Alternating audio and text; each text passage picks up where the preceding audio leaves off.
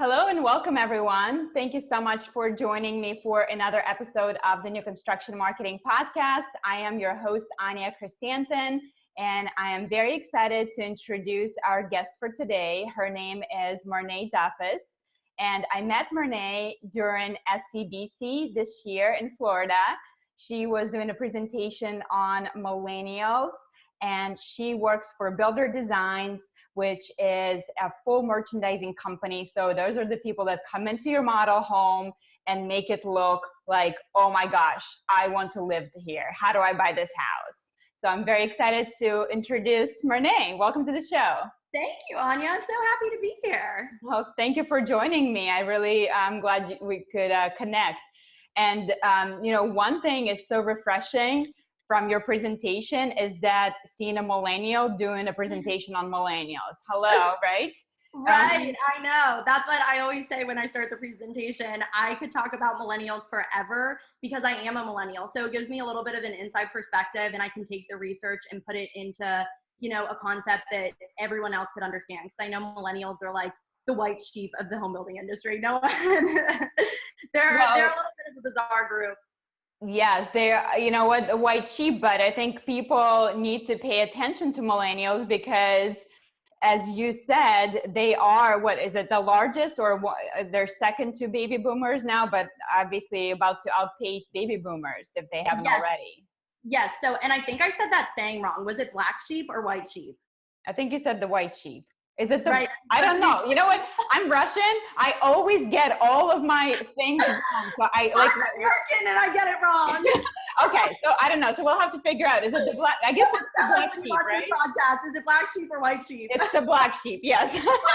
All right. That was funny. I'm gonna leave that in. So leave it in. Bloopers are in. Perfect. All right. So I guess let's talk a little bit about first your background. If you don't mind telling us, how did you end up in this fabulous business? I think a lot of us often fantasize about what it would be like to stage a model home. Most of us sit in those beautiful models, and then we get to come home to our own places and we're like, what can I change here? So I actually, it's been a little bit of a lifelong journey for me. So my father is part owner and currently sitting as the CEO at Builder Design.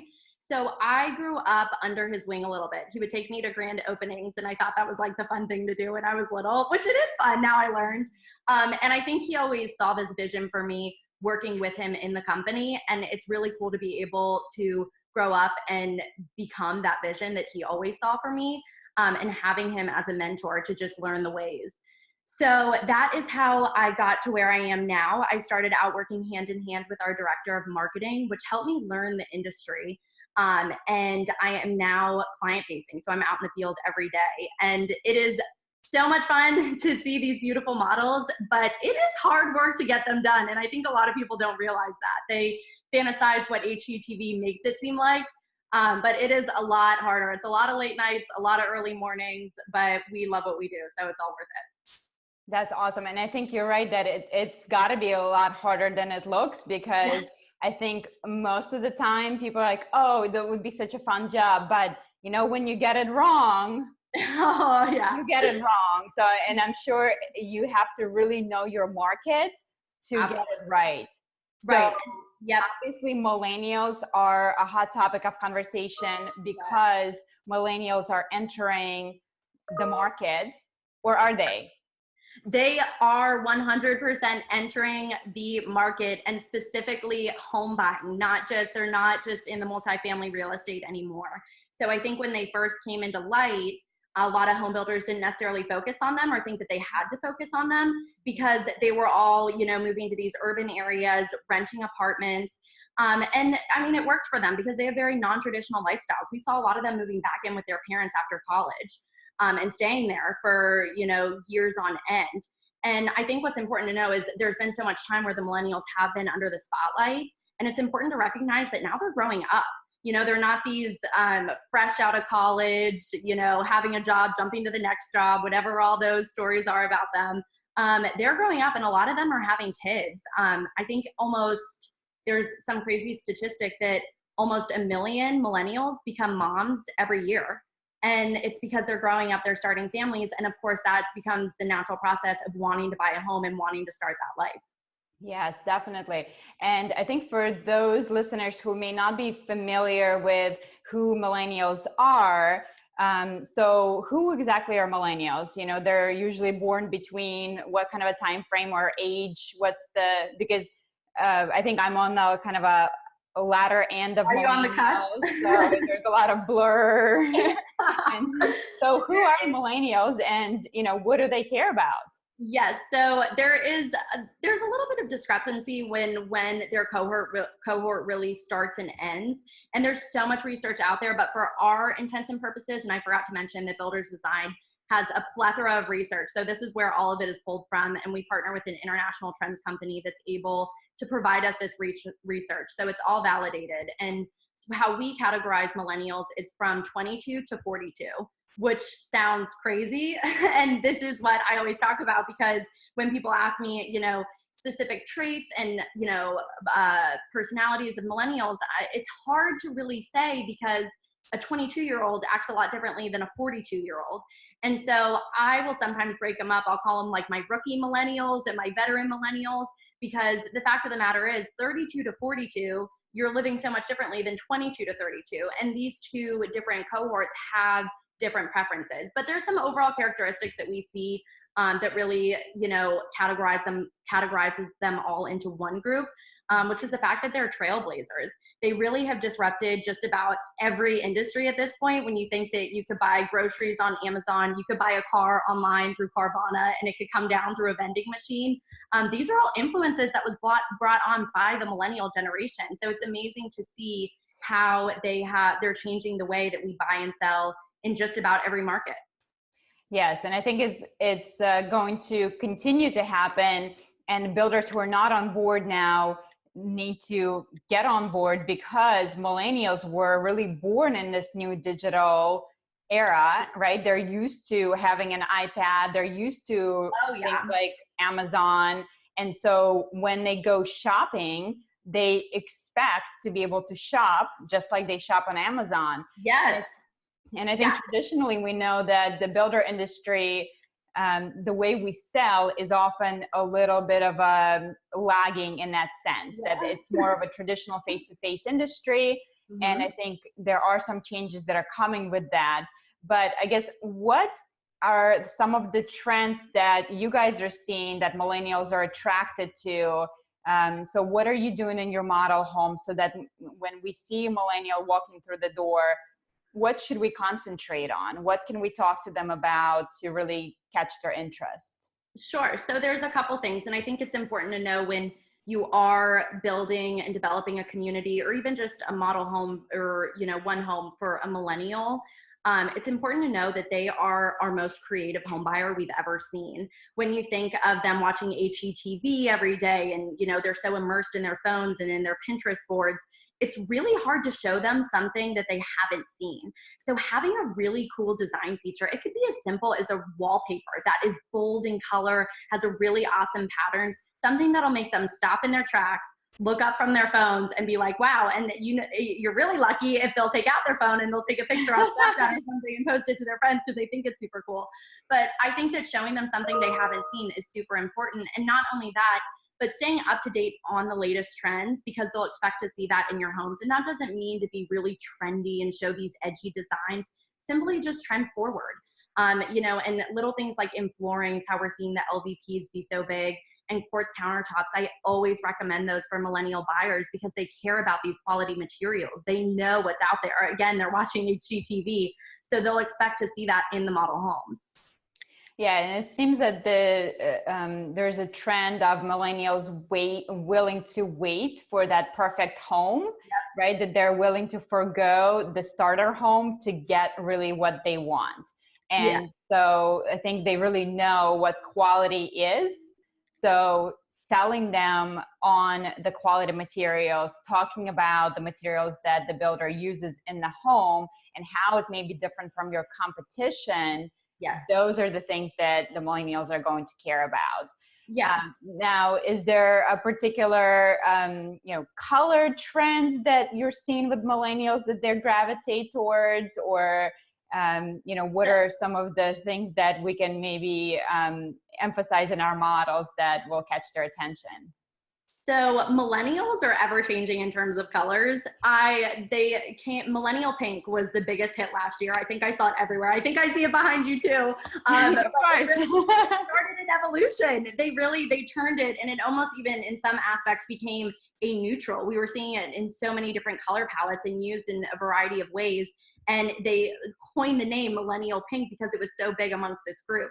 But I think even further than just design features, selling them the community. A lot of these millennials are coming from urban areas that are really rich in amenities, rich in lifestyle, and they're going to want to see that when they're moving into their new starter home, their new community. And it doesn't even have to be what's in the immediate new home community. What's around? Is there a great movie theater? Is there a great park? Millennials are so into their health and wellness. They love to be proactive. I always talk about bikes for millennials. I actually had a friend text me, and because I live in Florida, and she had a friend that was interested in moving down to Florida, but she didn't want to move until she understood what the most bike-friendly city was in Florida, because she had to move somewhere that would be able to flex with her and her bike, because that was her main source of transportation. And I must be an old-fashioned millennial because I stick to the car. I like four wheels on the ground.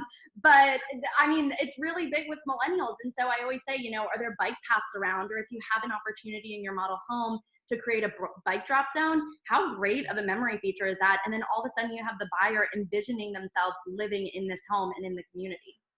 Yes, I love that. So it's not always just about your model or even the community, because a lot of the times, the builders are trying to keep that HOA low for everyone, and they're kind of cutting down. There's no clubhouse, no nothing. But know the parks that are around in your area, because again, those new moms are probably going to be all about that playground. Where's the closest playground? And they're definitely into their fitness. So especially some of those hip new places for fitness, right? Like the hot yoga, CrossFit, Pilates, whatever the new classes. So definitely know that, because it's going to help you sell more homes and position that for your millennial buyers. And then I think a lot of us understand that millennials are also more of a techie generation. So what are some of the things that you guys are seeing that you're implementing in the model homes as far as like smart technology, and what do they care about, and what can we sell to them as a technology aspect to really make our homes more attractive? Right.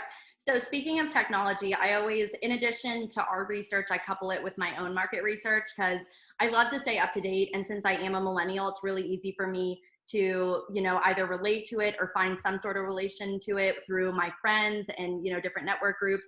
And so I read this one article, and I just want to share it because I thought it was so interesting. And again, millennials are such a big generation, and all of them do appreciate technology. They grew up with it, or, starting in middle school or high school, they had some sort of technology device. And what this research study found was that older millennials, so let's say our 32 to 42-year-olds, were really into smart home technology. In fact, majority of them already had it if they already had a home, some sort of technology incorporated with it. However, our younger millennials, so let's say our 22 to 32-year-olds, were a little more apprehensive about smart home technology, because they heard all the stories in the news about Amazon Alexa maybe knowing a little more than she should, or doing things out of the norm, and it freaked them out a little bit. And so it made them take a step back and say, do I need this?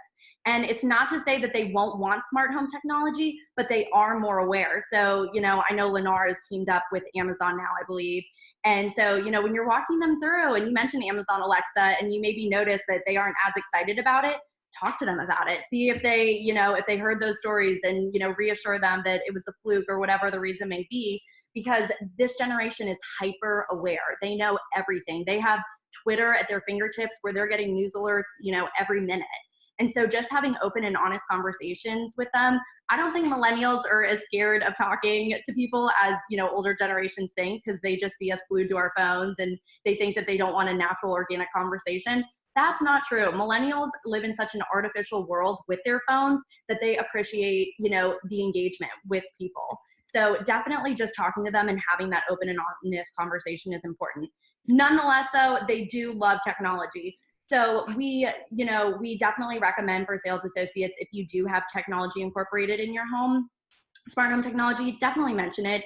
The number one thing millennials look for is eco-friendly technology, controlling their heating, airing, and cooling. They're all about sustainability. So that'll be most important when talking to a millennial buyer. Okay, I love that. So definitely more of a green generation, right? They seem to be more conscious about saving the earth, or at least not contributing to pollution than older generation. I think they're more aware of, what we do today is going to affect the next generation, and they seem to take on almost like a personal responsibility for it, which I can bet for it. I compost. So I'm definitely on the green wagon. I try to be, but sustainability is so not even in your model home. And again, with millennials, it's this global idea of what, again, just like with, it's not just the model home, it's the community, and not just with sustainability about the home, also about your brand. So there was another study that I read that 3 out of 4 millennials were willing to pay more for a product, didn't matter which one, just a generic product, if it came from a brand that was dedicated to sustainability. So it wasn't even the product itself that was, very eco-friendly. It was the brand. So, if you work for a home builder, or that your company really devotes a lot to sustainability, or is involved in, this sort of charity or whatever it is, definitely mention that in casual conversation with millennials, because that will entice them more to buy. Chances are when they show up to your model home, they've already looked at the pictures on the internet and they saw something there that they liked, and that's why they're showing up today. So talking to them and really, differentiating yourself from your competition, not only through your model home, but also by your brand, will be really important. Love that. So definitely talk about what they care about. And it seems like sustainability, green homes, they also seem to care about your philanthropic endeavors, right? So if the builder is involved in the community, talk about that. Again, maybe not in a salesy kind of a way, but there's a way, right?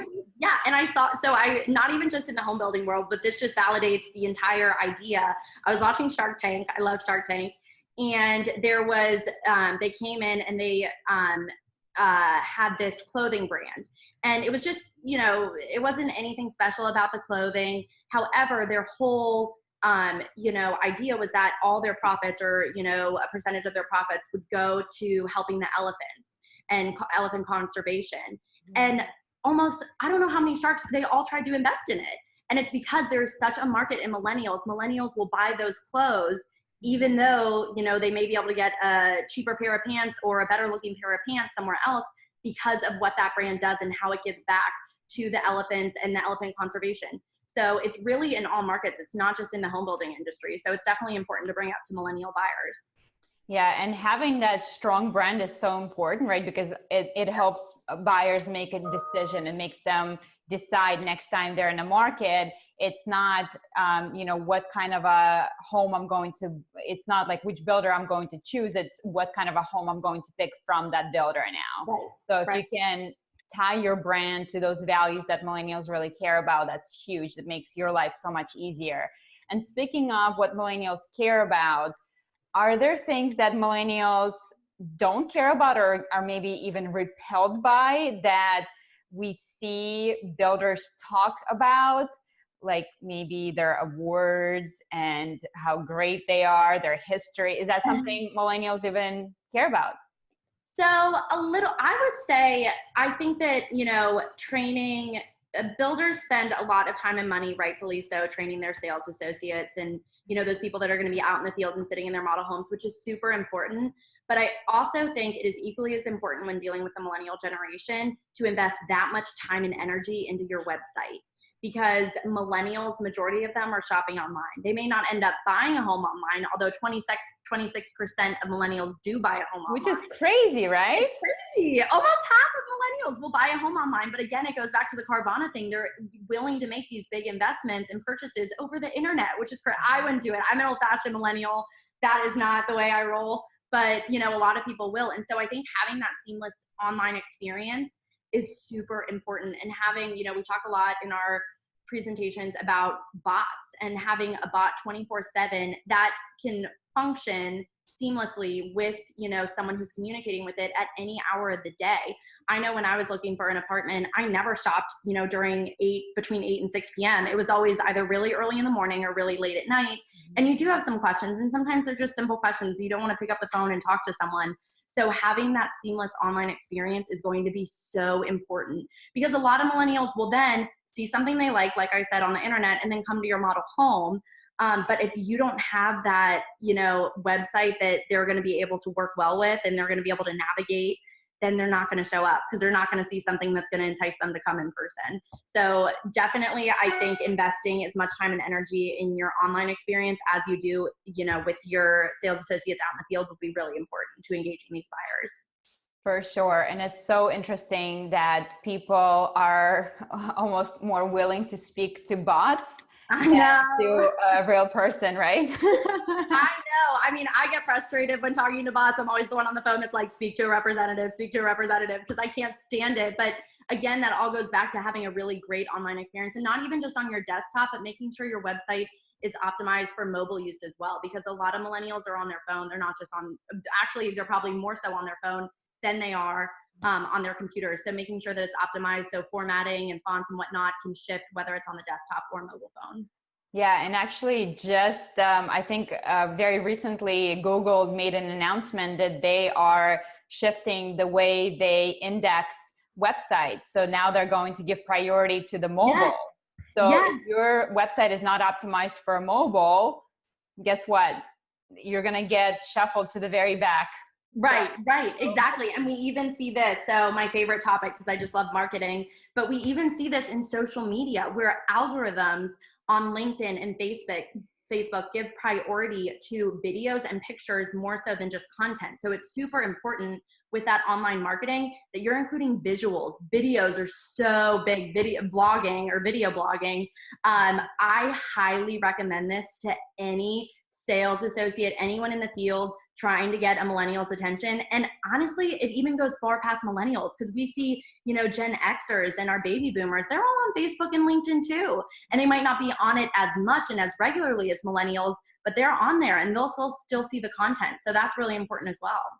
Yeah, and speaking of Facebook, it seems that it is shifting more towards that older generation, right? We had an intern in our model home this summer, and we were talking about Facebook, and he's like, I'm not on Facebook, that's for old people. So it's funny to hear him say that.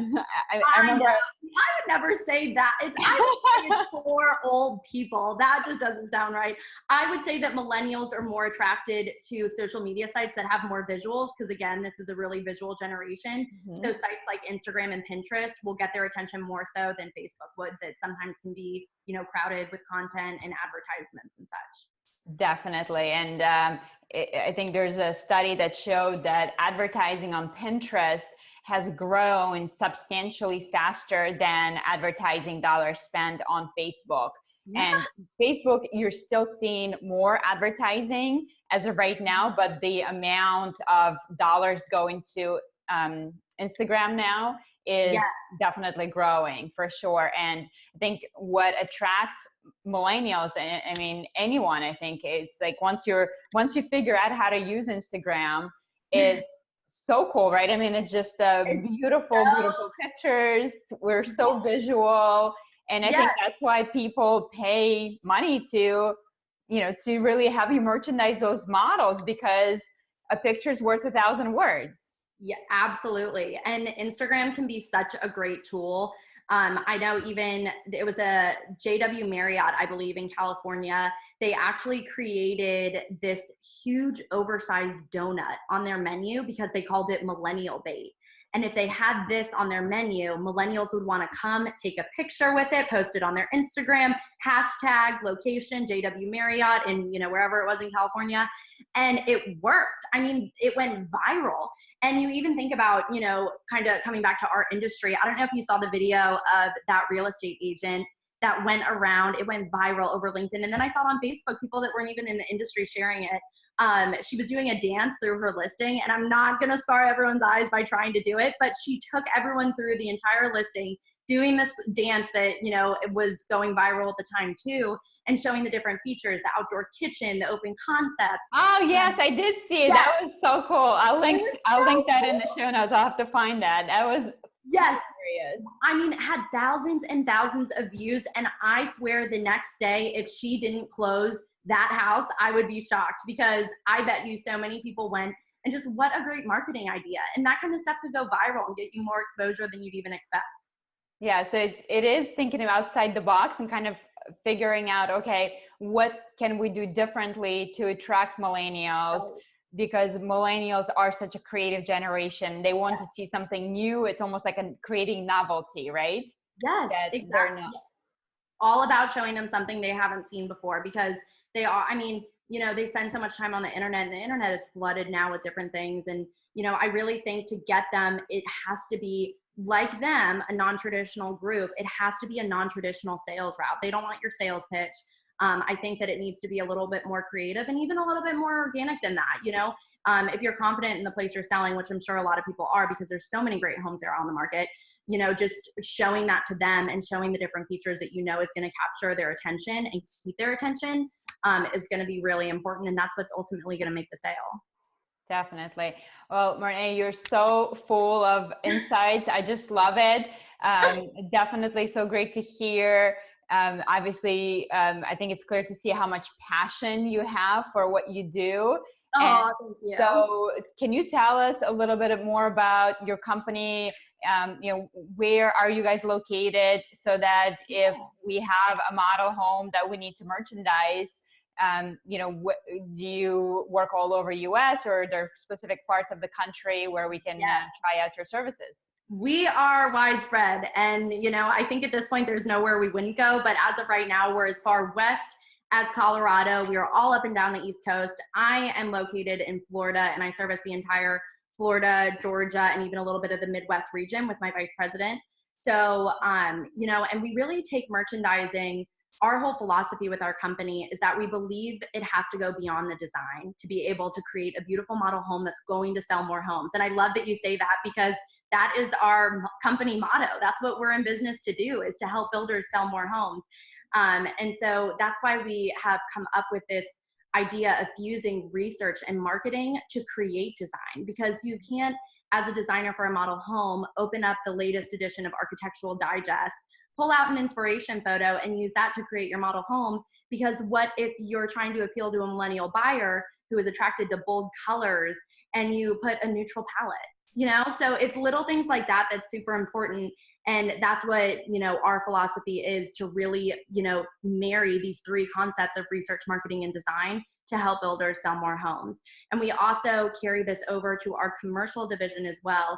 And we work with developers to create beautiful clubhouses, common areas, amenity spaces, and even model apartments as well. So yeah, speaking of the common areas, it's definitely also big with millennials, right? As they're coming from the cities. I think in your presentation, you had talked a little bit about communal kitchens and communal workspaces, and even like an outdoor movie theater idea, right? That's something that could be very inexpensive. All you need is a giant screen to put up, and that could be such a cool night out, and invite all the millennials to come into your community, check it out. And again, that's something that could go viral very easily on a nice summer night. Exactly. And the reason why multifamily real estate is so great for millennials, besides its flexibility in, the leasing, it's also just, it comes down to the community focused aspect. And that's why with millennials moving in, I use this term urban suburbanism. So when, millennials are moving out of, their urban areas and their apartments, and they're coming in a little more to the suburban area, really thinking how you can marry the two concepts of suburbanism and urbanism, because they're going to want to see, I say that, they want to try suburban life, but they want it to be their interpretation of suburban life. They don't want it to be what, it actually is. And so thinking of how you could bring in that community focus and that community centric lifestyle into your community will be really important to these buyers. Yeah, so I think like a lot of builders are now incorporating like the farmers markets, or even gardens within the community, right? The open space is just like a community garden, which is so cool. It's little things like that. And even thinking, so everyone talks about the starter home, but when it comes to millennials, really thinking on a broader scope of the starter community, because they're going to want a home that's going to be able to grow with them, and a community that's going to be able to do so as well. And just I know that Lake Nona, Laureate Park over in Orlando is such a great example of that, where they have so many. We did a couple models out there, and it was so much fun just to incorporate. We did a calendar in the mudroom of all the different events they have happening in the community on different days, because they're just so their community is so involved. And it's really cool to see that in a new home community, and having it carry from the multifamily real estate. And you guys, I'll be sure to link that in the show notes as well, so you can check it out. But how cool is it that when the merchandising company gets it right, I mean, it makes our job so much easier, right? It's always like struggling when you're, sometimes you go on the tour of the models and you see like the same thing over and over and over again. And it's so refreshing when you see something different, especially when you know that the builder really understands their market and they get it right. Our jobs just become so much easier, and clearly you guys know what you're doing. And I mean, it's, if you have that beautiful model that sells itself, I mean, that's okay. Where do I sign? Right. And I think it even goes, because sometimes, and we always offer this to our partners as well, which is really important, is sometimes we put those little, we call it our silent salespeople, whether it's, a bag of the local farmers market in the mudroom, or, little things like that. And, we put those nice little touches on it, but, when it's the actual salesperson walking buyers through, they may not know it's there. So it's really important that your design firm is educating your sales team, and you have this really great cohesion between the two, so they can take the salespeople through. We all, we do try to do this with our clients as much as possible. And we're like, hey, we put this here because, there's a farmer's market in town, and we really want people, why don't you touch on that when your buyer is coming through? And this is why we did open shelving in the kitchen, and just really explaining the design, because there's always a story behind it. And it's just being able to understand that story and then communicate it to the buyers. Yes, you hit the nail on the head. So I think you guys remember the story behind your model. So just remember, you can always tell stories, and that's the best way you can sell something. So absolutely, it's all about the story. Always about the story. And you know what? I feel like I could talk to you on days on end. You have so many great stories, and I love talking. Insight. I love it. And so if people wanted to continue conversation with you and wanted to connect with you, where do you hang out on social media? Well, I'm a millennial, so you can find me on just about any social media platform. However, LinkedIn would be the best place to find me and to talk to me about industry related events and topics. So my LinkedIn is my first name, Marnee, and my last name, Duffus. And I'm sure we can link it somewhere so you all can find me really easily. But absolutely, you guys, I'll be sure to link all of information on in the show notes, so you can easily connect and continue the conversation. And Marnee, thank you so very much for joining me today. It was a pleasure to have you on. I appreciate your sharing all of the insights with us. And I hope you guys found this information to be really useful. And I think it's always so fresh to hear the perspective from the millennial, rather than having an older generation tell us what millennials want. Exactly. Yeah. Well, it was a pleasure to be here, and I'm so happy you had me. So thank you. And I hope everyone found it very informative as well. Awesome. Thank you so much. And I'm sure I'll be talking to you very soon again. Yes, I hope so. Right. Bye. Bye.